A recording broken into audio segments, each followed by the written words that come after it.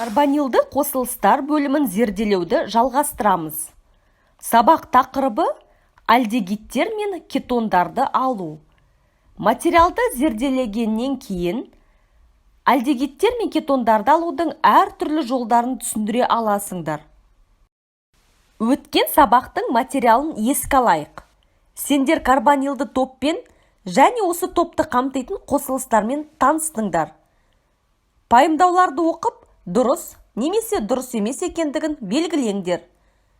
Бейнені паузаға қойыңдар. Тапсырманы орындағаннан кейін өздеріңді тексеріңдер.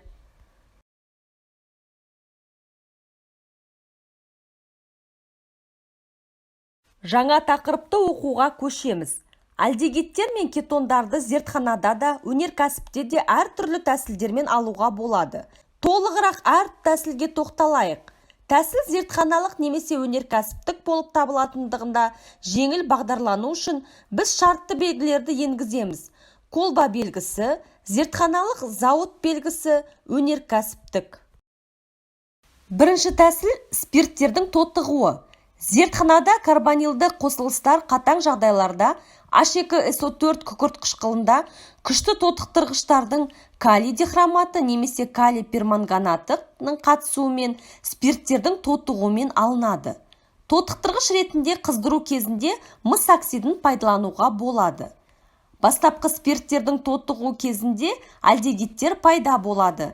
Содан кейін альдегидтер карбон қышқылдарына дейін оңай тотығады. Альдегидтің қышқылға айналуының алдын алу үшін оны реакция барысында шығарады.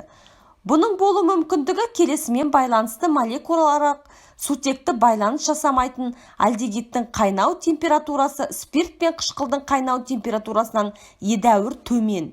Қайталама спирттердің тотығу кезінде кетондар пайда болады. Спирттің тотығуының химиялық реакциясы қалай өтетінін көру үшін этанолды алу туралы бейнені қараңыз. Мұқият болыңдар. Бейнені көргеннен кейін сендер келесі сұраққа жауап бере алуларың керек. Альдегидтерді сапалы анықтау үшін қандай органикалық қосылыс қолданылады? Спиртті қос валентті мыс оксидімен тотықтырамыз. Ол үшін мыс сымын қолданамыз. Біз спирттің буын қыздырылған мыс спираль арқылы үрлейміз. Спирттерді тотықтырудың құрылғысын дайындаймыз.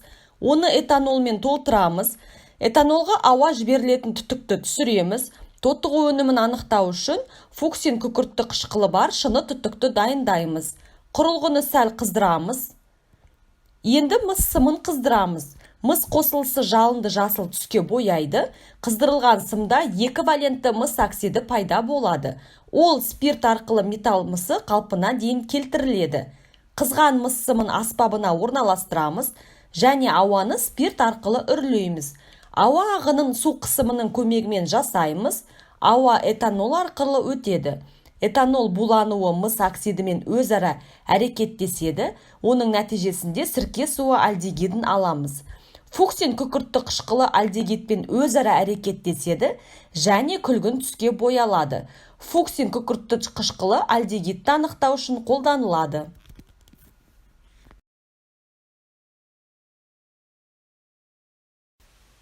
Бейнеде сендер альдегидтерді сапалы анықтау үшін фуксин күкіртті қышқылын пайдаланылғанын көре алдыңдар. Өнеркәсіпте альдегидтер мен кетондарды қыздырылған катализатордың күміс, хром немесе мырыш қосылыстары мыс үстінен спирт буынын өткізіп спирттерді сутексіздендіру арқылы алынады. Бұл тәсіл спирттердің каталитикалық гидратсыздандыруы деп аталады. Гидратсыздандыру альдегидтің мәнін көрнекі түрде түсіндіреді. Латын тілінен алканол дегеніміз сутегі алып қойылған спирт. Зертханалық әдіске ұқсас өнімдер алынады. Бастапқы спирттер альдегидтерге дейін, ал екінші мәртеде кетонға дейін тотығады. Өнеркәсіптік тәсіл тиімдірек өйткені карбонилді қосылыстарды, әсіресе альдегидтерді тотығу жанама өнімдерінсіз алуға мүмкіндік береді. Үшінші тәсілді қарастырайық. Алкиндердің гидратациясы. Басқаша бұл реакция Кучеровтың реакциясы деп аталады. Ол 1881 жылы орыс химигі органик Михаил Георгиевич Кучеровпен ашылды. Бұл зертханалық тәсіл. Гидратация, яғни ацетилинге суды қосу сынап тұз катализаторының екі валентті қатысуымен жүреді. Және сірке суы альдегидіне ацетилин жағдайында изомерияланатын тұрақсыз емес спирт энол пайда болады. Кетондар бірқатар алкиндердің басқа гомологтарын гидратациялау кезінде алынады. Бұрын бұл карбонилді қосылыстарды алудың өнеркәсіптік жолы болды. Қазіргі уақытта бұл тәсіл алынатын өнімдердің сынаптың уытты тұздарымен ластануына және салыстырмалы қымбатшылығына байланысты шектеулі қолданылады.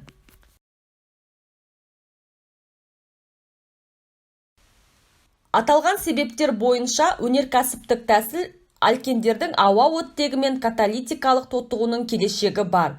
Бұл тәсілмен өнеркәсіпте сірке суы альдегидін алады. Этиленді ауа оттегімен тотықтырады. Реакция палладий хлориді 2 және 2 валентті мыс хлориді қоспаларының катализаторы және 100 градус температурасында өтеді. Нәтижесінде төмен альдегидтер мен кетондар алынады.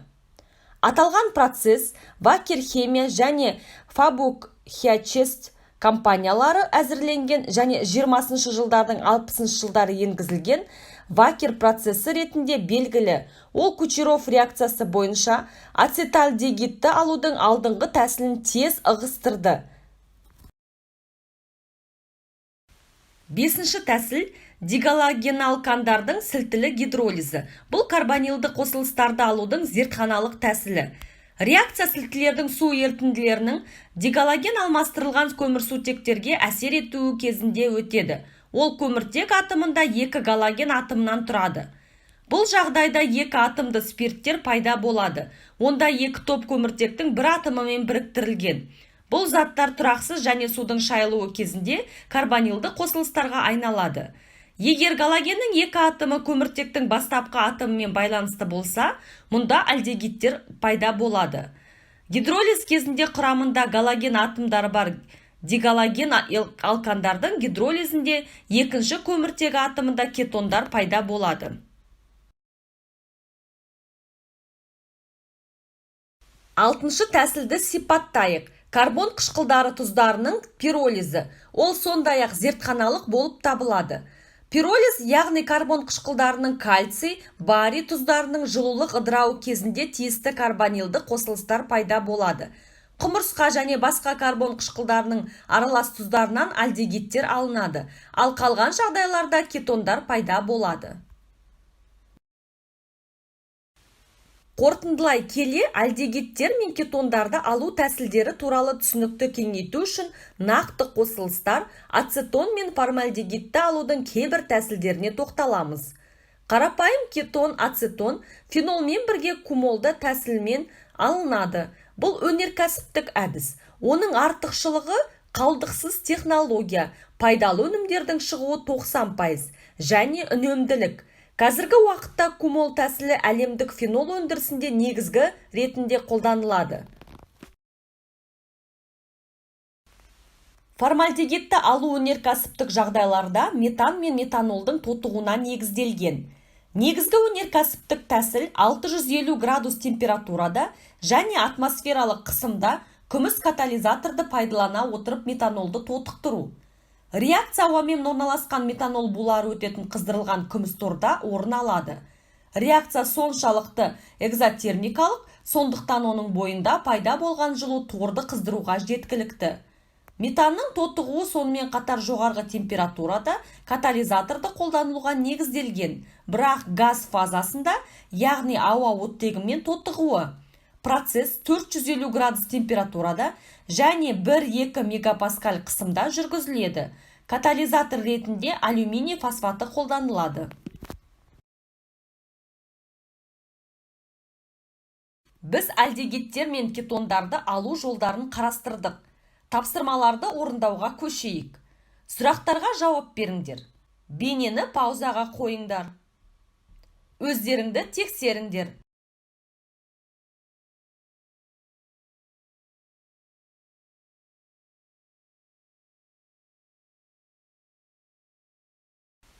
критерийлер мен дескрипторлар бойынша сабақтың мақсатына жеткендеріңді бағалаңдар. Зерделенген материалды бекіту үшін үй тапсырмасын орындаңдар. Оқулықта 7-ші параграфты оқып шығыңдар. 31-ші беттегі 1-ші, 2-ші және 4-ші тапсырмаларды орындаңдар. Тақырып бойынша түсініктерді кеңейту үшін қосымша ресурстарға жүгіне аласыңдар.